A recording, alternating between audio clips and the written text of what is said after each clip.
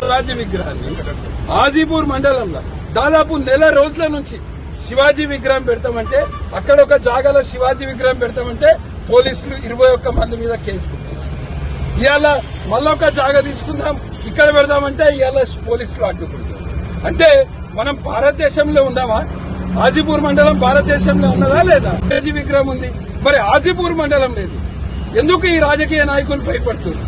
శివాజీ విగ్రహం పెడతానికి ఎందుకు భయపడతారు? మైనారిటీల ఓట్లు పోతాయని భయపడుతురా? మైనారిటీల కొమ్ము గాయడానికి భయపడుతురా?